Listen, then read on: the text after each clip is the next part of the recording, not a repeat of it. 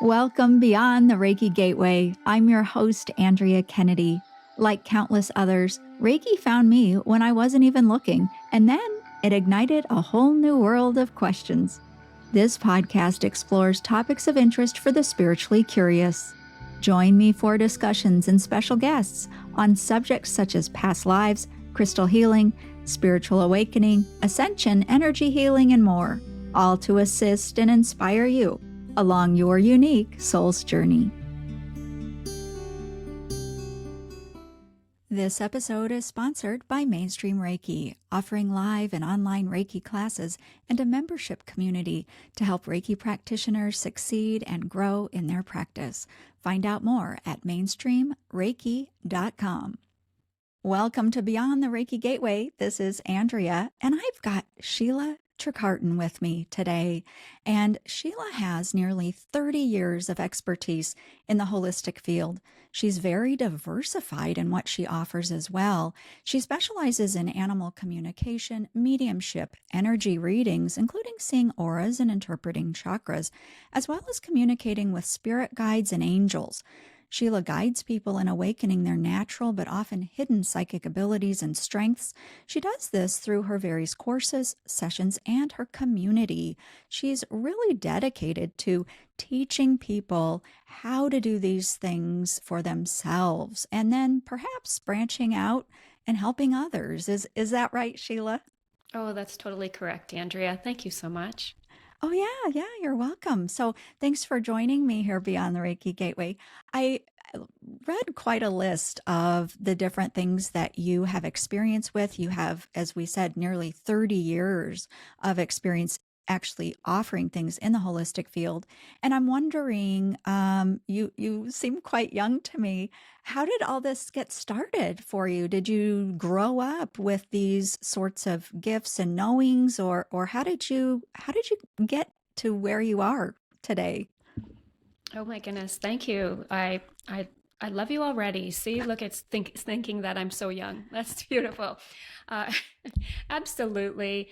It's been a lifelong journey understanding the concepts of spiritual connection and my own spiritual abilities. I started when I was a young child being able to naturally see and communicate with spirits and animals. And I didn't realize that it wasn't something that wasn't common. And I used to go out into the woods around my home because we lived kind of out in the middle of nowhere in northern Ontario in Canada. We lived actually in a log house, which was my dad's dream. And there wasn't any neighbors for about a kilometer in either direction of us. So I would just wander through the woods and visit with the animals and talk to them. And I didn't even recognize that other people didn't know how to do that. And it wasn't something that we did naturally. When in actuality, we can tell, and as we get older, that we recognize, okay, this is something that, or at least that's what happened to me. I realized that this is something that is supposed to be what we all do. So I don't really think that I have any special gifts. I believe that I have awakened innate talents. And I think that's my focus in assisting other people to be able to awaken their own innate talents as well. Did you have siblings as well? You know what? That's a good question. I have 4 siblings. However, I am the youngest of 5 children, and my next sister's 5 years older than me. So when we were living in the country, my siblings were all gone. Gone, meaning that they moved out and they were already starting their lives. My family at very young age, all my siblings left the home. So they were all close together in age, ranging from like a year to a year and a half between them. So when my next sister to me left, she was 16 when she left the home, 16 or 17. So I was like 11 at that point. And yeah, so there wasn't really a sense of being able to connect with them. My oldest sister is 9 years older than me, and I believe she was gone. I think I was about 9 years old or 8 years old when she was out of the house. So I don't have a strong connection to them as a child. And that made me feel like I was an only child. So in the times I'm talking about when I was out in the woods, I was by myself because there was no one else around, no siblings to play with. Yeah, and probably not a lot of technology, which I think gets in the way today, with our children. There's so much to focus on, but it just sounds beautiful for you to be out there in the woods like that and at a young age. And oh, I think if more of us could do that as children, that would really have quite an impact on us for sure. And so you got a bit older, and then you must have figured out that other people weren't doing what you were doing. What happened? Yeah, and I totally agree with you on that point about technology. I'm not really that young. I'm quite old in my mind. And we first started exposure to computers when I was in grade 9, so that is revealing how old I actually am. But that's okay. I'm quite happy with having had the experience of being able to have that connection with nature. And so, yes, it was when I was out in the woods, I would bring animals home sometimes. My most profound experience that I remember is bringing a snake home and knocking on the door because I had the snake in my hand. So I was like knocking on my elbow, and my mom opened the door and she's like, "What are you doing?" I'm like, "I found a snake. Go look it. He wants to come home. He wants to live with us." And my mom, there was a shovel beside the door, and my mom picked up the shovel and she started coming after me because she didn't like snakes. And she started to panic. And I said, "No, no, no, he's friendly. Trust me. He's very, very friendly. He's a really nice guy." And my mom said, "Get that out of here." And so that was one of the situations I remember. And then I remember sitting in a long car ride with my parents, and I was sitting in the back talking to a fly. And I was trying to get the fly to do things. And I said to my mom, I said, "Oh, the fly says," and I don't even remember exactly what the fly had said, but I said to her, "The fly says this to me." And she said, "What do you mean?" And she kind of looked at me oddly and she turned her head from the front seat, questioning me. I was wondering, "What are you talking about?" And I said, "The fly, he's talking to me." And she said, "Sheila, animals do not talk. Are you okay?" And then right then and there, I stopped and I said, "Oh, other people aren't doing this?" I didn't even recognize, because it wasn't something I shared openly often. I just did it and I didn't think about it. And I was a very, very shy and reserved child. So I wouldn't talk a lot when I did talk. It was usually just answering questions and communicating the very minimal. So the idea of talking to the animals was something that transpired over time, and the awareness of the fact that other people weren't quite doing what I was doing. Now, on the other hand, the spirits that I was talking to, my father had a healthy fear, I guess, of people on the other side, a fear of death, fear of people on the other side.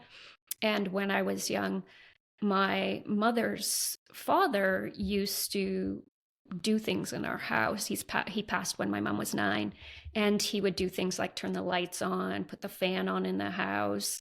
And there was one time where we were having dinner, all of us together, and my father criticized my grandfather because his picture was sitting in that room, and the fork literally jumped off the table and hit my father in the foot. And so my dad immediately went over, put the picture face down, and had a few choice words for my grandfather. But that part of my abilities was considered to be acceptable to a degree where there was an awareness that spirits existed beyond what we could see with our own eyes. But I didn't also discuss a lot about being able to see those spirits because my father's fear was so great and he didn't like to hear about it.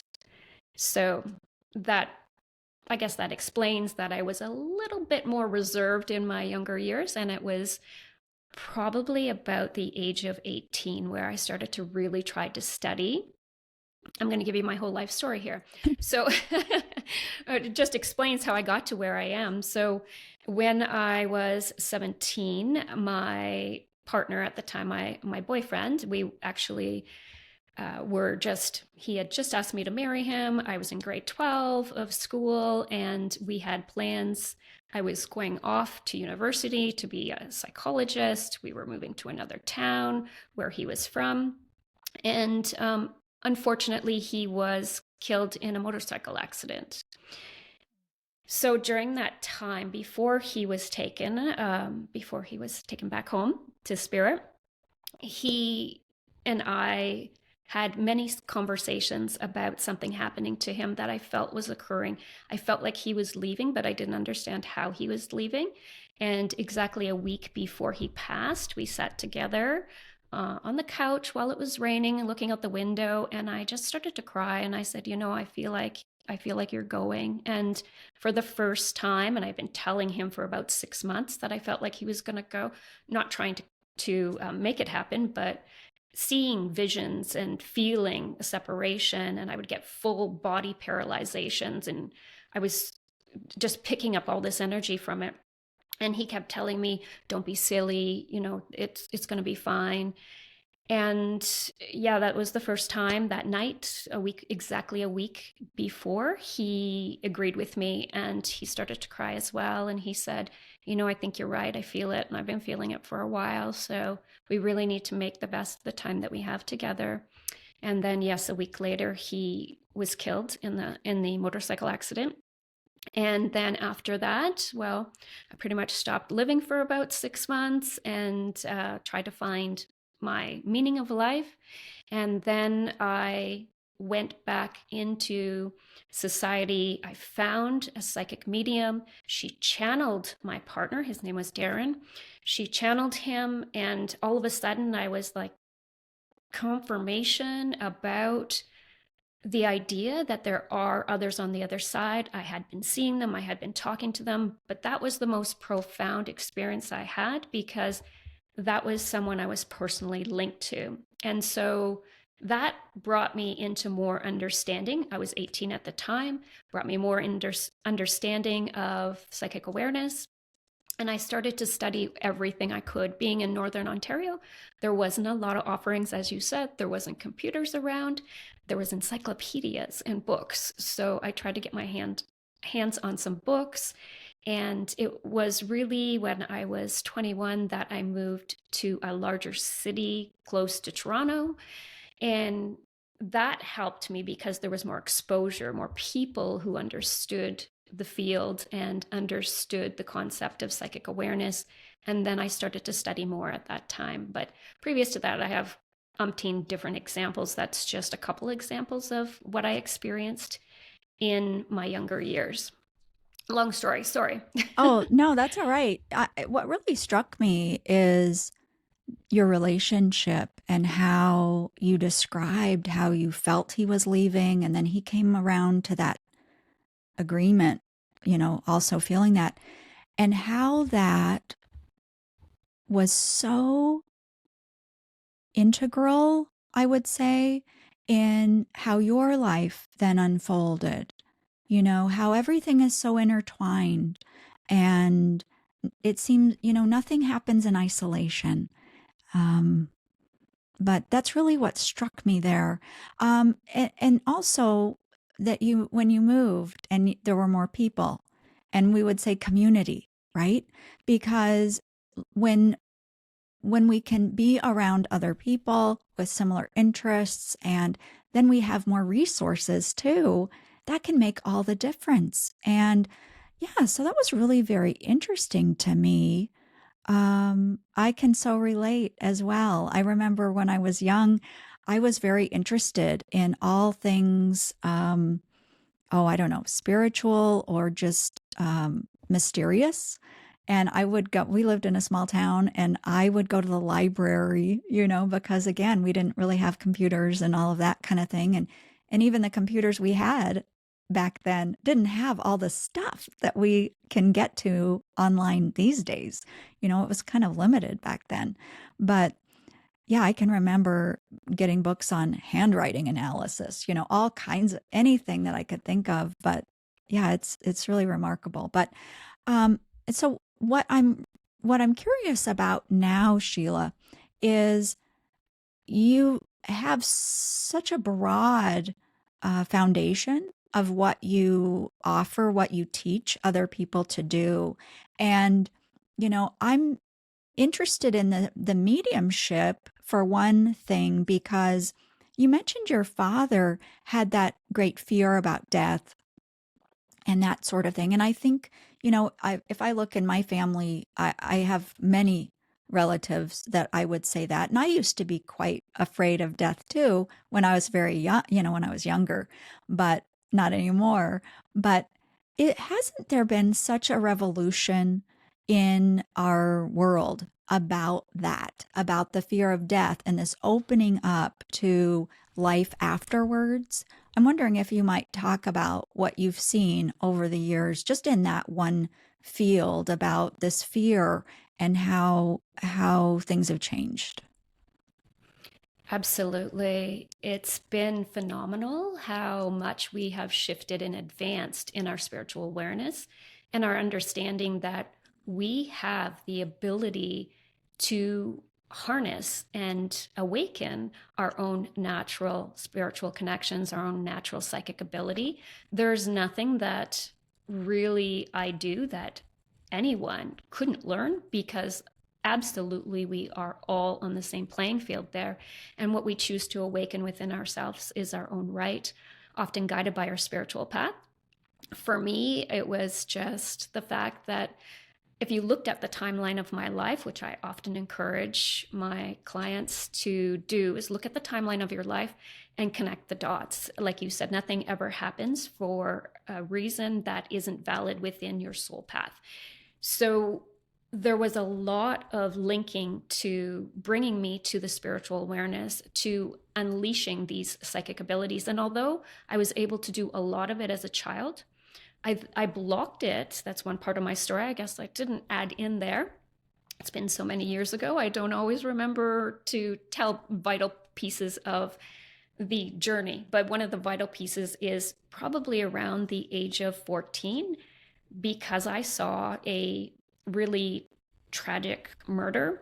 It was my second cousin, and I saw it in visions in my mind, and I saw where they would find her. And after that time, when I saw that, I stopped wanting to do the psychic work and I tried to shut it down. And I did successfully numb it and shut it down to a great degree. And then it started to open again when I was getting messages about Darren going to cross. And then after that, I said, there's got to be a reason. I'm going to open this back up. I'm going to learn about it so that I can master it and I don't feel threatened by it, or I don't feel fearful of it. So that fear concept leading into your question. So now I feel like we always have this grand comfortableness with things we are educated on, and the very uncomfortableness with things that we are not familiar with or that we are uneducated about, which is only human nature. And now, because of that blessing of the internet and the expansion of us being able to access information at rapid speeds and a multitude of different diverse opinions about information in many, many different fields, we have that access. And then people are starting to truly advance in their own spiritual awakening. And it's my true passion is to teach other people how to do what I do, which is how to utilize their own psychic abilities. I feel like there has been this explosion of interest in the field. I mean, there was about, when I was at 27, I had my first retail new age store at the time. And in that time, people didn't even understand what Reiki was. And I know that's your forte and your love and your passion. But at that time, we had to explain to people what Reiki was. And now everybody is very versed in that understanding. And it would be hard, you'd be hard pressed to find someone who didn't know what Reiki was, because it is so well expanded into our society, which is such a blessing. We all need Reiki. It really is something that helps us heal ourselves and assists us in healing others, as well as the animals, nature, our community. It allows us I guess I'd call it a gateway into the understanding of energy. And since everything is about energy and we are made up of energy, then it only makes sense that we have access to all of those areas. The idea that people are less fearful about death is very interesting. I'd say that I come across still a lot of people who are fearful, but again, it's the lack of awareness and understanding. And what I'm getting from the universe right now is to say it's a lack of understanding of belief, because belief is what really drives our fears and our uncomfortableness or our comfortableness with things. So more people are having more beliefs that are aligned with life after death, with spiritual understanding, with the fact that we are souls living a human life and that this is truly just an illusion. And when we can educate more people, like with your podcast, then that helps people to have a greater awareness and then a stronger belief so that they feel less disconnected with their soul self and more connected to their soul understanding.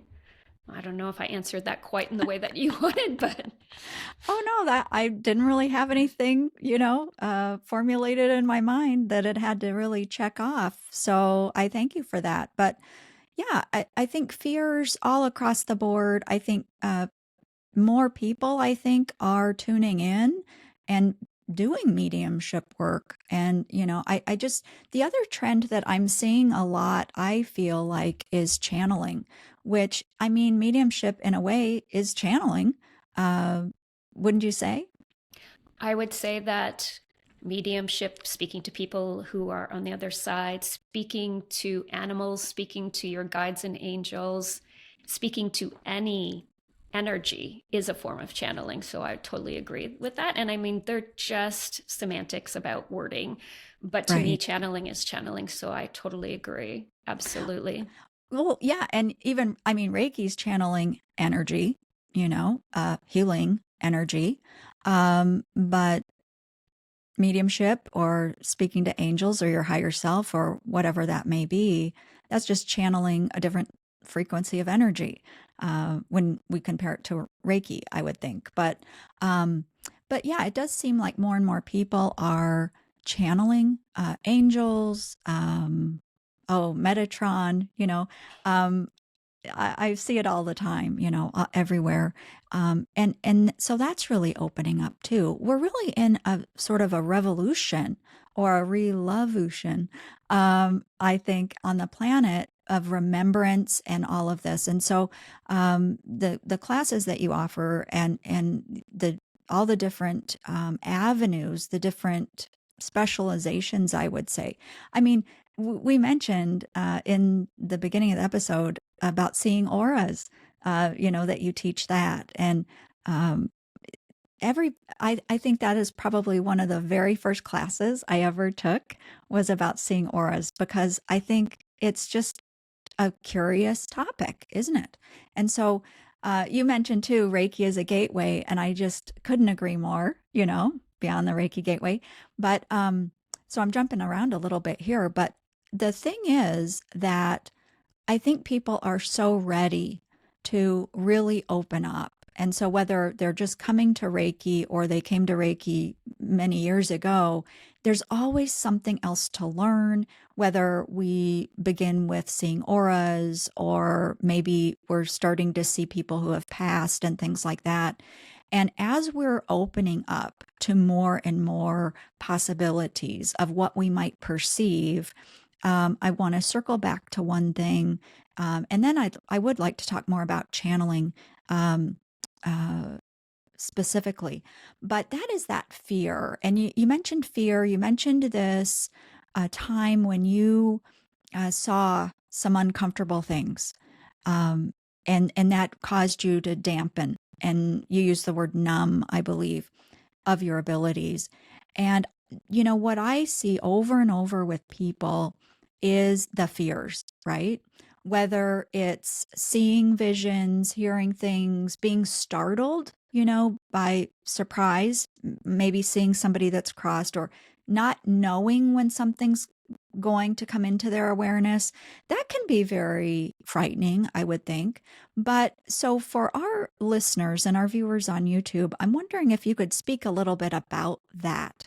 What advice, what do you suggest for people who are so curious? They feel like they may have gifts that they want to explore, but then there's the fear factor involved. What can you share about that?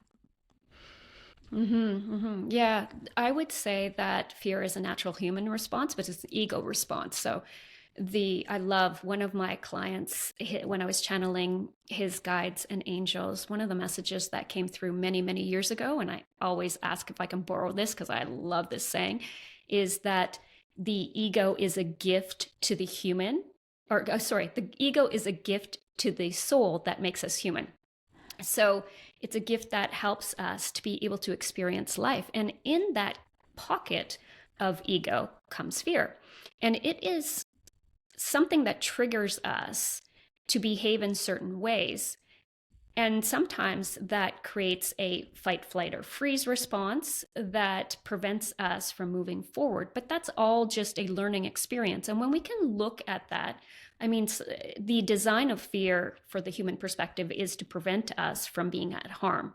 And that's when a threat is chasing us, or we have a near death occurrence where we need to run, we need to flee, we need to freeze in the spot to protect ourselves. It's for self-sustaining survival. And really, in our society, it's turned into a almost trend or an existence, a way of living. So a lot of people live from a fear response, which is not necessary. When we remind ourselves that we are souls in a human body having an illusionary experience, so we are living an illusion. This is a playground that we are experiencing and learning things that the soul desired for us to experience. So we'll go back to the timeline. If we start to have a belief of the timeline of our soul's desires, so when we are in soul form, we lay out, or at least this is just my personal belief, given the fact that I've experienced so many communications with many different energies, we as our souls lay out the groundwork for what we want to experience in this life through lessons and understanding of adventures or experiences connected to what we could enjoy as a human. We lay that out and we set certain checkpoints for us to be able to meet. Then it is the role of our spirit guide team and our angels to assist us in achieving those checkpoints. And if we can remember that our soul is what wants us to have these experiences, and that soul part of us engaged in these experiences and this learning, then we will have less fear to begin with.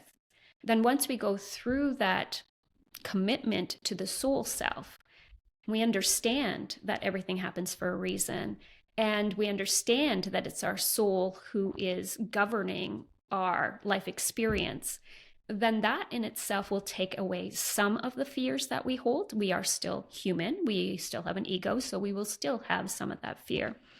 The other thing that I would say is get knowledgeable. Learn what you can. And when we have that learning, it becomes a tool for us to hold less fear, because what we know more about, it becomes the known rather than the unknown.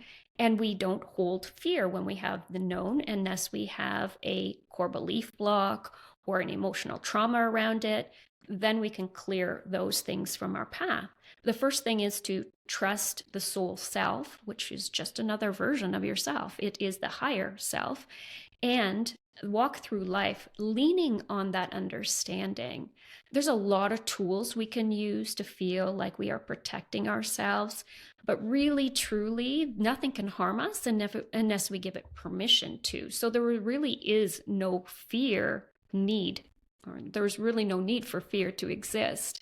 One of the things that I love to teach too, for protection for those who are feeling fearful about negative energies or fearful about things on the other side, is the violet light exercise, imagining that you are surrounded in violet light or in a violet light bubble. Now, violet is just the color purple. It is a color that transmutes negativity and moves it into positiveness. So we can imagine that we are surrounded in a violet light bubble or standing in a violet light flame, and that will transmute any negative energies into positive.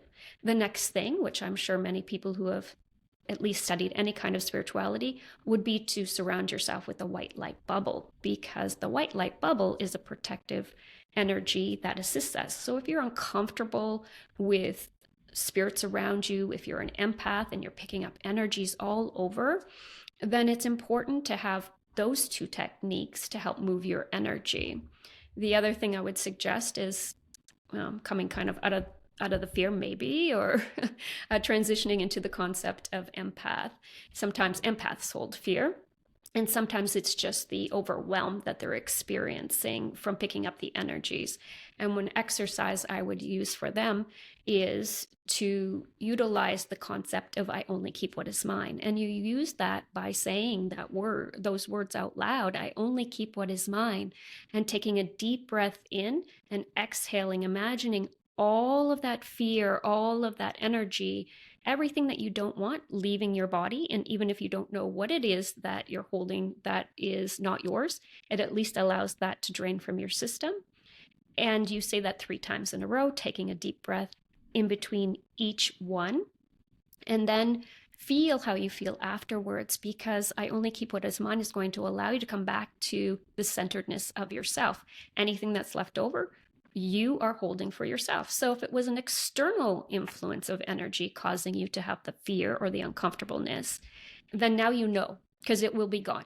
If you still have the fear, then you're going to use the violet light, and then you're going to use the white light, and that's going to help you. Those are just 3 really quick, easy exercises to do that anyone can integrate into their lifestyle, and they do not take a long time to do, and easy for people to be able to work with. I'm just hearing also from the universe that best to remind everybody that it is our intention that holds the power of energy shifting. So whatever you intend is what you're going to bring to you. So if I'm intending to clear myself, if I'm intending to remove the fear or protect my energy, it will be so because I intend it to be so. And that comes back to that belief we talked about. If I believe it, it is true.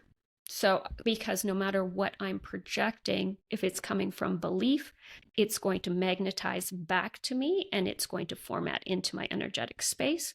And then my ego self will percolate that and process that, and it will come into my awareness and my existence. Right. Yeah, because, I think people forget the power that they have, and the power of their intention, the power of our free will. And I think if we can underscore that and shout it from the rooftops more and more, I think more people will believe the truth in that, like you say, and then that can change your world. That can literally change how you operate in the world. Not just thinking or believing you're a leaf on a stream and wherever the water takes you, that's kind of how you'll end up, or that's your journey. And that's just not true. We're not a leaf on the stream. We're so powerful in how we perceive, how we engage with the world, and that's energy, like you're saying. So I think that's one of my big things in life is I just really want people to understand that they have so much power in their own lives. And, I think when we can really begin to grasp that to me is when the fear starts to lose its power. I would agree. Yeah. Definitely. Empowerment is the key, and it comes from our belief space and our comfort within ourselves. Do we trust ourselves? Do we feel safe? Do we trust our soul self? Do we trust life? And in my Sagacity membership community that I have, it really is this community that I have, it was developed because I had this desire to teach other people how to empower themselves and how to awaken their own spiritual abilities, their innate talents within, so that they could live a more empowered life as well. In that community, there's a lot of different exercises. There's guided meditation. There is educational podcasts. There's tools for them to build their own spiritual toolbox so that they can walk through those fears. They can understand themselves more. Fear is, I think, the nemesis to empowerment. And when we believe that we are powerless, then we are. When we believe that we are powerful, then we are. Again, it comes back to that belief and our own innate intentions of what we want to achieve in life. And I always feel that I learned this at a young age. Remember, I said I was a very, very shy and introverted child. And one of the things that I learned is how to get out of that shyness, how to get out of that fear, that uncomfortableness with myself and society and everything, life in general. I learned that when I had a fear, I needed to address that fear. I needed to acknowledge it, and I needed to walk right through it. And that was the only way that I was going to hold empowerment. And that's what I did over and over and over. And whenever I had a fear come up, I met it face to face, and I walked right through it one way or another, or I helped myself to dissolve it. And it's not an easy process. I'm not pretending that it is. It was sometimes very painful to be walking through those spaces. It's so uncomfortable to be sitting in those areas that made me feel so insecure. And I think that it was just realization after trying to face the fear that brought me to the understanding of, you know what, that really is the antidote. It really is. And it comes back to trust myself, trust my soul self, trust life. That those are keys. So if people are sitting in fear out there and they don't know how to step forward, there is umpteen different tools that we could use to at least get us out of the fear or the fight, flight, freeze response and into a more neutral space of rest and repair. One of the things I would highly suggest is vagus nerve stimulation, because if you're sitting in deep survival mode, the vagus nerve, it regulates our fight, flight, freeze, and rest and repair mode. And so we would want to stimulate that. And that's not anything that I need to believe or anything I need to imagine. If you look out there in our grand pool of information in the internet, you're going to find vagus nerve stimulation exercises. And it's very beneficial for at least to start there so that we can now move. When we come into rest and repair, rest and rejuvenate, that's when we can absorb learning and information at a greater level. If you're stuck in freeze or flight, fight, you're not going to be able to absorb any information at all. So we would want to just move you out of that. And then we would start to help to understand what tools and what concepts will assist in moving through those uncomfortablenesses or those areas of insecurity that we hold. And we all have them because we are human and we are meant to experience that. That's what the soul wants. And that's part of the battle, is just understand that the soul wants to have these experiences. And when we, as the universe says, when we don't take it as personally or as concretely, it's easier. But again, I'm stuck in fear, flight, fight mode. I'm not going to be able to come to that understanding unless I get out of that space. So I hope that makes sense to you, Andrea. Oh, absolutely. Yes. And the parasympathetic mode, that's where it's at, I gotta say. And for all the Reiki people out there, that's what Reiki does. It shifts us into that rest, relax, and restore mode. So vagus nerve stimulation, yeah, that's everybody out there too can do that. Hello, it's Andrea, and in addition to being your host here at the podcast, I'm the founder of Mainstream Reiki, where bringing Reiki further into the mainstream is my mission. I offer quality Reiki classes of all levels to students attending live from around the world. And I've built a membership community as well to help Reiki people connect with each other through discussions, events, and Reiki practice. So if you're considering learning Reiki or you already have, I invite you to visit mainstreamreiki.com to discover your next step in your Reiki journey. Thank you. And now back to the show. I wanted to address something. We talked about in our early days, we were limited on resources, right? And so we had to find books and, then maybe people and things like that. And now today we have the internet. We are in a sea of information and disinformation and, all of the stuff out there, or maybe it's misinformation. But anyway, isn't it true though that we've always had the source of information when it comes to spirituality? And that is connecting with our higher self, the universe, for information. I mean, way back then, though, when I was a kid going to the library, I had no idea that I was even worthy or could tap in to the all that is. And it took a long time for me to learn that. But so many more people are learning that, you know what, that is available to me. I can tune in to that and seek guidance, because I think we look outside of ourselves for the answers. I think that's just normal. It's a human thing, and there's safety in numbers. So, if we can find other people that agree, that this is a possibility or whatever it is, then that can be comforting for us as well. More people are opening up, as we've said throughout this episode, to all of the psychic gifts, the connections, spirituality, that all is energy. And so, isn't it exciting that perhaps the most resonant form of communication for our answers, for our guidance, personally, is channeling to that higher stream of, or I should say, channeling from that highest stream of consciousness, or a higher level of consciousness. I'm wondering if you could talk about that, about tuning in personally for guidance. I know you channel angels and spirit guides and things like that as well.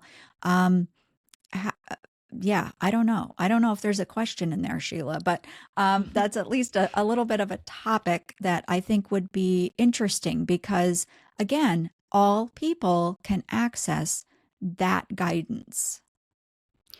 Yes. The understanding, Andrea, is that where I gained my security was through understanding myself more, connecting with my higher self more, connecting with nature. One of the areas that I had the most beautiful experiences and the most profound experiences with is learning from the animals. They've taught me so much. So being able to communicate with the animals has brought me so much information that I wouldn't have found anywhere else. And I trust it because it's coming from an unbiased source. Those animals, they're pure, they're light, and they speak the truth. They tell you like it is. I mean, they've learned to adapt to our way of being, so they can conform, or they will shift what they're feeling in order to assist us. But when they are speaking from their true selves, their wisdom is priceless. And it's one of my areas where I said they have been my biggest teachers. My higher self has been a really positive teacher as well. That's what you're alluding to. And the guides and the angels.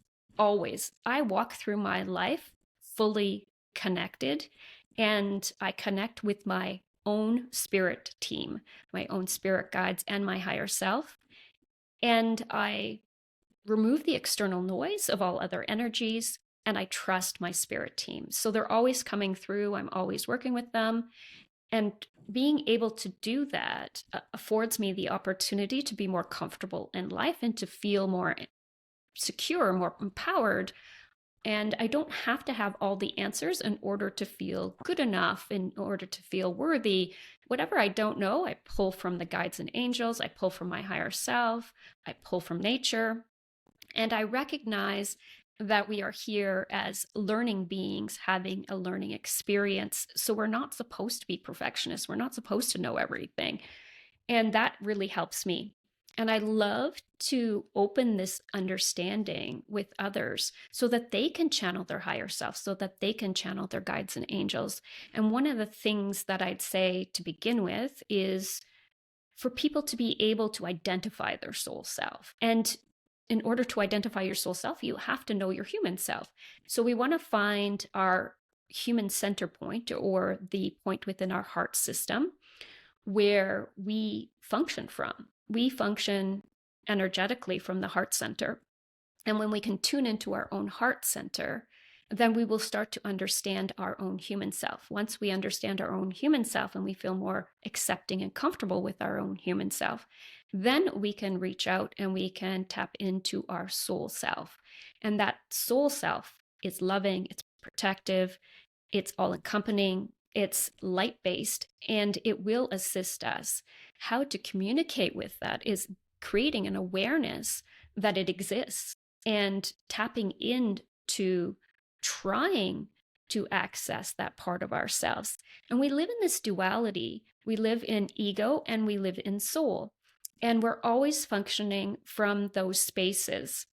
And when we can honor the ego self or the human self, and then we can honor the soul self, then we can start to understand which part of our being is being expressed in any given moment.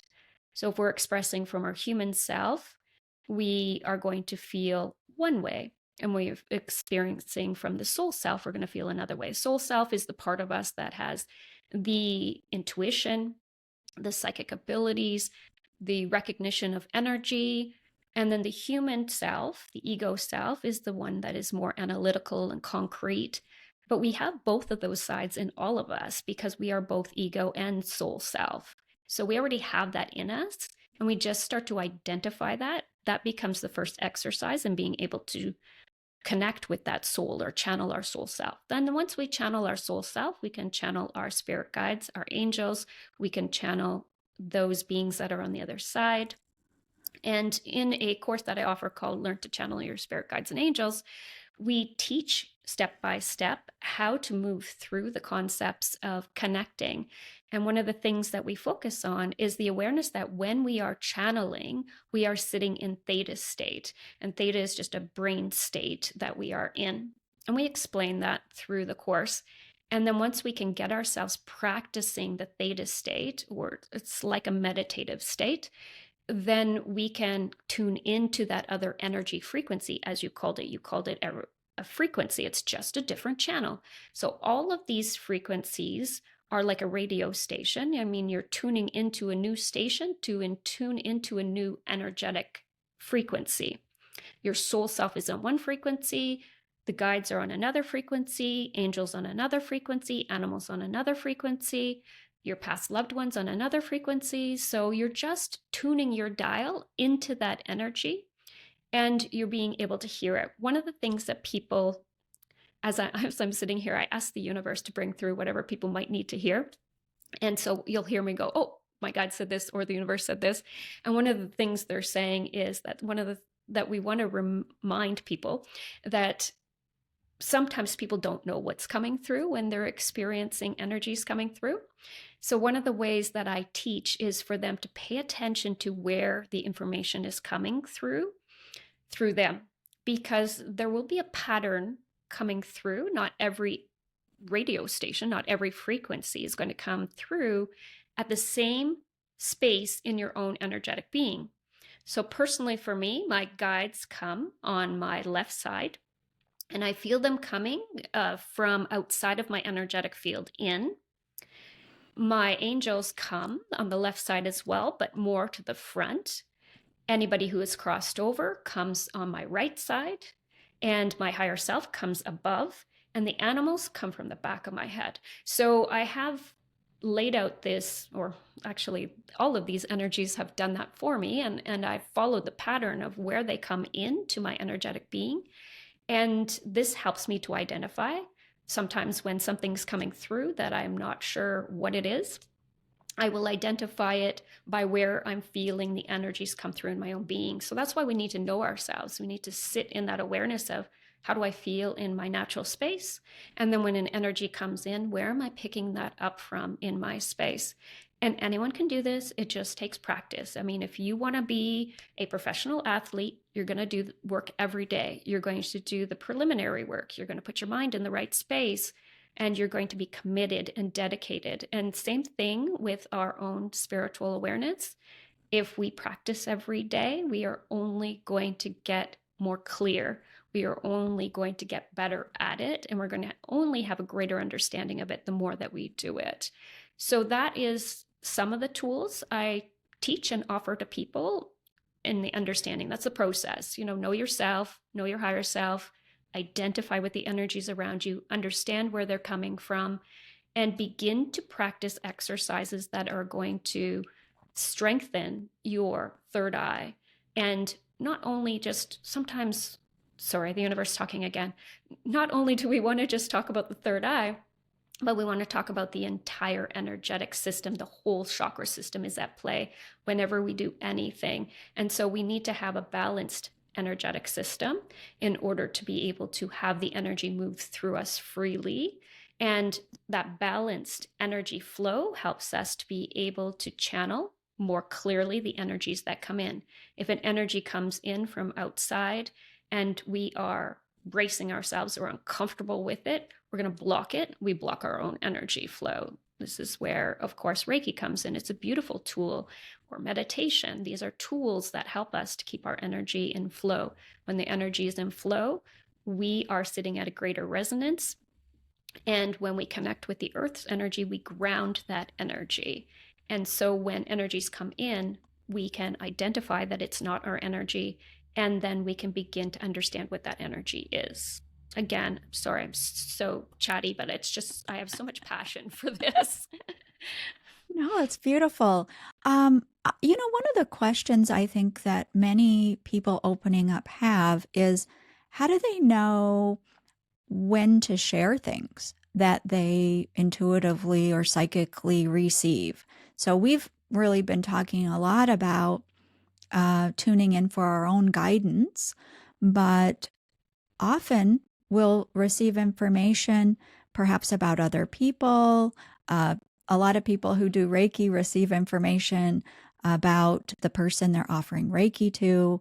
And so I'm wondering if you could talk a little bit about that. How do you suggest that someone opening up navigate this, how to manage the information and what to share and how to go about that?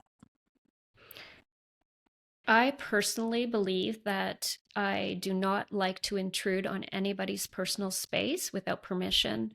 So the first thing that I always do is ask for permission if anything comes through that it's not generic or meant for the populace, meant for society in general. If it's a private, personal thing, I always ask for permission from the person to be able to share or tap into their energy. I try personally not to tap into anybody's energy, even an animal's energy, without being welcomed to do so first.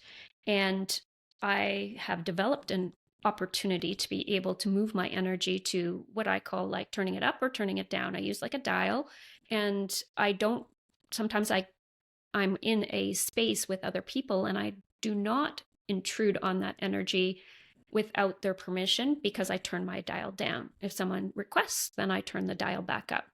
So if you're getting information about someone else and you feel like that would be intrusive if somebody came to you with that information, then I would say you probably should keep it to yourself, unless you ask for permission, if the person wants to be able to hear it or wants you to share it.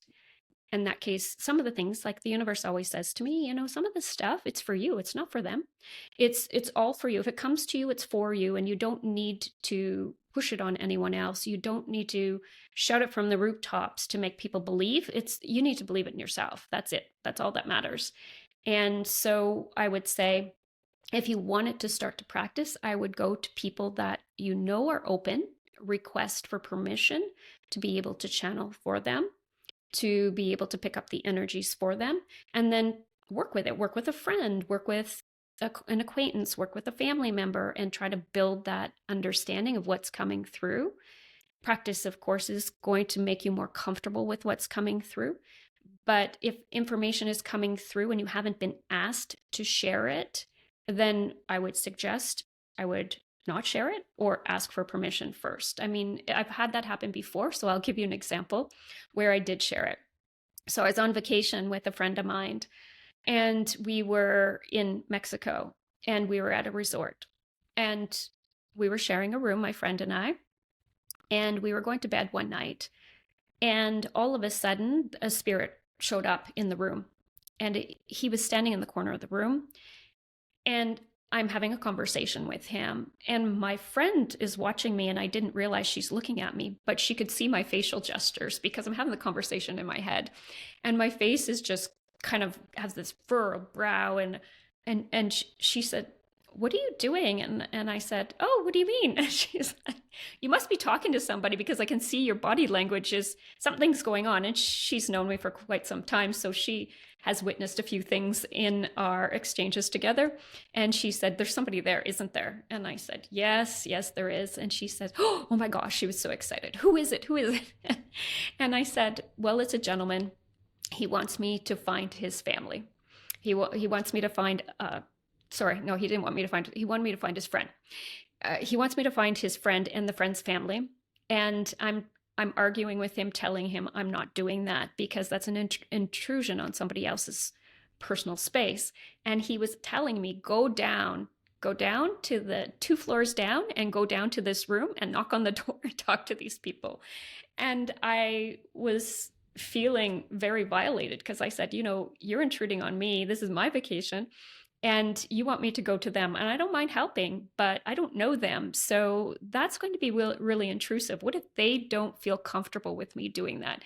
I was having this conversation with this young man who was a spirit. And I said, "Tell you what, well, first of all, my friend said, well, let's do it. Let's help him. Let's help him." I said, "Well, I'd like to help him, but I'm not going to do the work in the way that he wants me to, because again, it's not really polite way to do things." So I said to him, "Well, I'll make you a deal. If you bring the family to me, I will channel you for them. No questions asked, but you've got to bring them right to me. I mean, serve them to me on a silver platter. I'm not going to go knock on someone's door and, make them feel uncomfortable. And, or, I mean, they may be pleased, but they may not be, right? Not everybody is open. I mean, this was probably about 10 years ago, this example that I'm giving you." So anyway, we went to sleep that night. And the next morning, my friend is so excited. And she's like, "Let's find the people." I said, "No, we're not looking for them. He's meant to bring them to us. It will happen. We have to trust." I said, "We will help him. Don't worry. This is how the divine works. They will line it up." So my friend is sitting the whole day reading her book, but she's staring at everybody, trying to figure out who it is. He did give me description of the man that he was looking for. So she has to go to the washroom. We're sitting at the pool, and I go, "Okay, I'm going to go up to the bar." And so I go to the bar to get some water. I'm standing there, and this man comes up beside me, and there's no one else around. The bartender leaves to go get some supplies. This man comes up, he takes one look at me, and he just starts talking away to me. And then that spirit showed up, that young man showed up. And I went, "Oh my gosh, you did it. Here he is." Okay. And I knew it was going to be a fun ride because I was like, "Oh, okay, game on. We've got this going. I'm going to step into it now because you brought this." And it wasn't the man that the young spirit told me about. It wasn't the description of the person he mentioned, but it was an older man. So I said, okay, this man is connected somehow. So the man is talking to me, and then he proceeds to tell me he's there with his son and his son's wife and his daughter. And I said, "Oh," I said, "I'm really interested about your son." And he said, "Yeah." And he gave me the man's name. And then I said, has he been suffering a lot lately? He goes, yeah. How did you know that? And I said, did he have a loss, like a separation? So I started to ask him these little questions, and just to fine tune that I do have the right person. I guess that was more for my ego self. And eventually he said, yeah, how do you know this? And I said, well, I'm going to ask you, do I have permission to share information with you? And he said, sure, I don't know what you mean. And I explained it to him. And I said, I have a gentleman here who has crossed over, and his face went white. And he said, that's why we're here, because my son lost his best friend. The friend died, and my son can't get over it. And so we are here on a vacation trying to like restart him, like get him to feel more like participating in life, get him away from the environment that he was in, and try to trigger some more joy of life. And so he asked me some questions about the man who had passed over, and the spirit answered them. And the guy said, you know what? I don't believe in this stuff whatsoever, but what you're saying to me is absolutely 100% true. And could you meet with my family? I said, yes, this the soul wants to meet with your son. And he said, well, I'm going to be honest with you. Don't think my son's going to meet with him, because he doesn't believe in any of this. And I think that would make him very uncomfortable, but we will try. So I gave him my room number and told him where to find me. He contacted me later on that day and said, my son says no, doesn't want anything to do with it. He's very uncomfortable with it. But my wife and my daughter would like to come and talk to you. So I met them later on in the afternoon, and we channeled like 4 of their relatives that day, not the man that's crossed over, but 4 of their relatives, because they were just so interested in it. And then I said, I'm leaving tomorrow night. So he has till 10 o'clock tomorrow night to contact me, your son does, in order for me to channel his friend. And I said, if he feels comfortable, I'm more than willing to do that at whatever level he's comfortable at. So it was 9:30 at night the next night, and the son's wife contacted me and said, I would like you to come and meet us. My husband would like you to channel his friend. So I met them, and I channeled his friend for about 45 minutes, and we were all in tears. It was just a beautiful situation. But I had to do it the right way, and it felt so good. But he said to me, that young man said, I've been suffering the loss of my friend, and I didn't believe, but you just made me a believer. So now I feel like I can live again. And that was so rewarding for me. But there's no way I could do it any other way. I couldn't have just went and knocked on his door. He would have refused instantly, and I knew that. So it's really important for us to be mindful that not all people are where we are at in life. I have a great depth of belief, but not a lot of people do, and not a lot of people are comfortable with it. So we need to come at it at a very conscious space, so that we are doing no harm to anyone, and that we are helping where we can and in the right ways. Just because a spirit comes through, I tell them that doesn't mean whoever's on this side is going to be accepting of that. It is a 2-way street, and really a 3-way communication, with me being the mediator or anyone being the mediator in it. We're just the messengers for the information, but we have to be honoring and respectful of that too. So that's just my personal beliefs. I never go up to somebody and randomly go, hey, do you have a mother who's crossed over? And do you want to talk to her? She's standing right here. Because that can really be damaging to a lot of people. So that's just my theory, and everything that I believe and everything that I teach people. I always say, take from it what resonates with you, and what doesn't, just disregard it. You live your life, you do you, and what's comfortable for you, because you are on your own path and your journey is yours. But this is how I do my life.